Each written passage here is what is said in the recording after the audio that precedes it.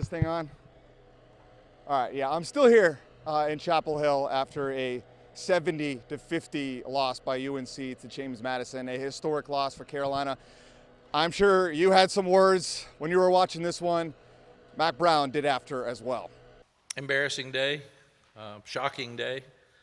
You shouldn't be at North Carolina and lose to a group of 5 team, period. There are no excuses. Our defense, who played great all spring, all preseason, and played outstanding for the first 3 games, looked awful today. We had communication problems. We had missed tackles. We had guys wide open for a touchdown. Our special teams, who had been better than the 3 teams we had played the first 3 games, had an onside kick that hit us in the chest and they get for a score. Had a block punt that they get for a score. Jacoby, I thought, played really, really well. He even had an interception for a touchdown right before the half, and Connor came in for one play and fumbled the ball, and that ended up being a touchdown. So it can only come back to one person, and that's me. I guess you got to give credit to Mack Brown for owning this one, and I do. And Mack Brown has owned all of his missteps the last couple of years at UNC, from all the defensive issues they've had to underperforming talent to the finishes. He's changed the coaching staff. He's tried to change the culture. And yet here we are again, a new low here in Mack Brown Part 2. 53 points in the first half allowed to James Madison, the most ever allowed in a half by Carolina. Hard to comprehend. It started with your typical recipe for an upset type stuff. There was a block punt return for a touchdown, a fumble by Carolina early. But even that, good teams overcome those kind of mistakes, especially at home, especially against a group of 5 school that up until a few years ago was in the FCS. Now, James Madison, no slouch, great program. They were a 10.5-point underdog in this game. So there were some people out there that maybe thought they saw an upset coming, but nobody, and I mean nobody, saw this. But in hindsight, maybe we should have, because last week versus NC Central, UNC is playing a 1-score game to NC Central. The week before that, they're allowing Charlotte to hang around. Week 1 versus Minnesota, a tough battle, but that's week 1. And here we are now in week 4. Here we are now all these years into Mack Brown Part 2, and the problems he keeps having are not getting fixed. And you could argue in this situation, they are getting worse. This was now his 8th loss as a double-digit favorite since 2020. Okay, Virginia, Georgia Tech, back-to-back last year, that's one thing. This is James Madison. And the problem with UNC is that they repeatedly aren't showing up in big games.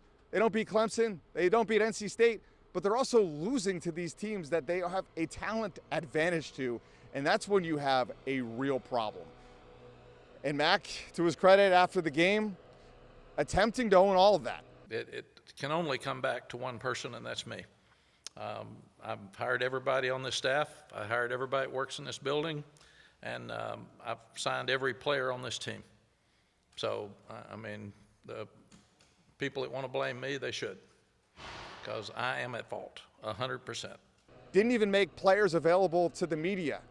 He called it a shocking, embarrassing loss. Said if you want to blame anybody, blame him. And Mack, I can assure you, plenty of fans out there are blaming you. And I have been a Mack defender, so to speak. At the end of last season when Carolina crumbled down the stretch for the 2nd year in a row, and not only crumbled, no-showed versus their rival NC State with the number 3 pick in the draft, Drake May, at quarterback. Another incomprehensible loss. But yet again, I thought, are you really going to do better than Mack Brown? The grass isn't always greener out there, right? You bring a new coach in, you go from wherever you were that was annoying and frustrating as a fan to even worse. And Mack Brown, what he always tells us, they have been relevant since they have been here. Bowl games, the Orange Bowl, fun offenses to watch, Sam Howell, Drake May.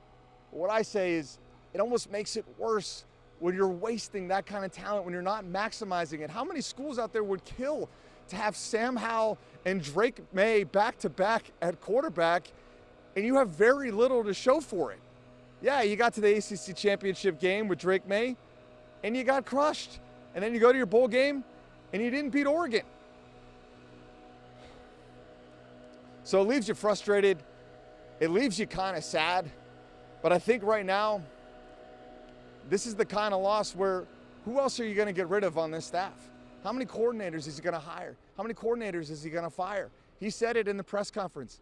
I've signed everybody on this roster. I've hired everybody on this roster. It's on me. And I think that gives you a lease now, if you're somebody like Bubba Cunningham, to take a hard look after the season at what else is out there. Can you fire a coach like Mack Brown that's meant so much to this school? That seems hard. You know, this guy means a lot to this place. He is a great guy. You hate to see a guy like that leave. I mean, he's a legendary coach for what he's done here in 2 stints, what he's done at Texas. He does make the program relevant. He is great to talk to. He is great with the media. All those things can be true at the same time, but you just have to be better. He would admit that. You know, he's a guy that, you know, we've seen all these coaches retire. We've seen all these coaches retire here. Anson Torrance, Karen Shelton, these greats, these legends, deciding that, you know, the way college sports is going, maybe they've had enough.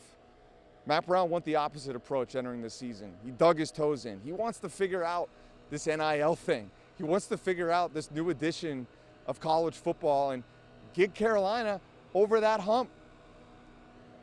After a loss like today, it feels like to me like it's never going to happen. And yeah, I don't know if the grass is greener, but it might be worth looking into resodding the foundation.